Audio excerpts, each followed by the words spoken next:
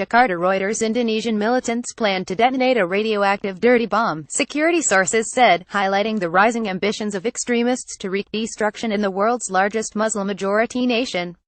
But experts cast doubt on their expertise, equipment and chances of success.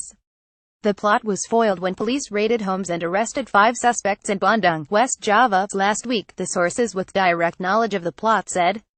After the raids, police spoke of a plan to explode a chemical bomb but provided no other details. The plot comes as Indonesia grapples with an influx of militants deported from other countries and the fallout from the Islamic State siege in the southern Philippines city of Marawi that, regional leaders and analysts worry, has energized militants across Southeast Asia. The 3 counterterrorism sources, speaking on condition of anonymity, said the militants had hoped to transform low-grade radioactive thorium-232 Th-232 into deadly uranium-233 U-233. The highly radioactive uranium would be combined with a powerful homemade explosive triacetone triperoxide TATP to create a nuclear bomb, according to an instruction manual used by the militants and reviewed by Reuters. In fact, the device would be, at best, a radiological dispersal device or dirty bomb that could spray radioactive material when the conventional bomb exploded. A spokesman for Indonesia's National Police, Inspector General Setio Wasisto, declined to confirm or deny the plot to construct the device, but said it would have been more potent than the 2 bombs made from TATP that killed 3 police in Indonesia's capital Jakarta in May. If this bomb was finished, it would have had a more destructive impact than the bomb made from Mother of Satan, he said, using the nickname for TATP. It could burn anything and make it hard for people to breathe. Thorium-232 can be transformed into uranium-233 but requires the thorium to absorb a neutron, a process that needs powerful irradiation, generally from a nuclear reactor, according to 3 analysts contacted by Reuters and the website of the World Nuclear Association, which represents reactor vendors and nuclear engineers, among other industry stakeholders. The militants' manual advised an X-ray machine or microwave be used instead.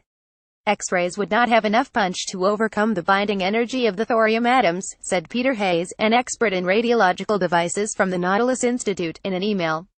And, no, you can't cook Th-232 to make U-233 in the microwave, and, if you could, you would have a painful and rapid death from the radioactive nature of the copper-present U-232 produced alongside U-233.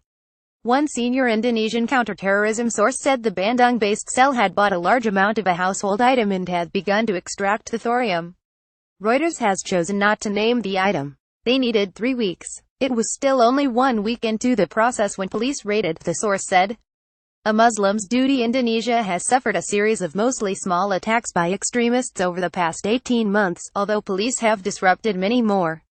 Indonesian terrorism analyst Rakin Adibrata fears militants have been inspired by the events in Marawi, whereas fighters continue to occupy part of the city despite a 3-month offensive by Philippines forced to retake it. They don't have the ability to occupy a city like has happened in Marawi, but they want to do something big that pleases their bosses in Islamic State, said Adibrata. A radiological bombing could fit the bill, although Adibrata said that it was highly unlikely that the Bandung cell had either the equipment or the knowledge to succeed. Most of Indonesia's recent attacks have involved members of Jamaah Ansharut al-Jihad, a pro-alliance of Indonesian militants.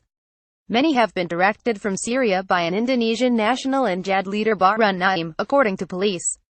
Naim is identified as the author on the front page of the 47-page Indonesian-language bomb instruction manual named Nuclear for Dummies and posted on a blog that has since been taken down.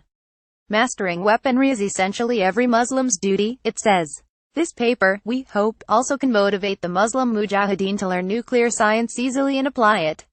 Last week, police said the militants had been working off Naim's manual, but did not disclose its contents. According to police, the suspected Bandung plotters were members of Jihad and were considering targets like the presidential palace in Jakarta and police headquarters in Bandung and the capital. 2 of the 5 suspects are Indonesian migrant workers deported from Singapore and Hong Kong this year for posting radical Islamist material on social media. They spent a month or less in a de-radicalization shelter before joining up with the other militants, sources told Reuters.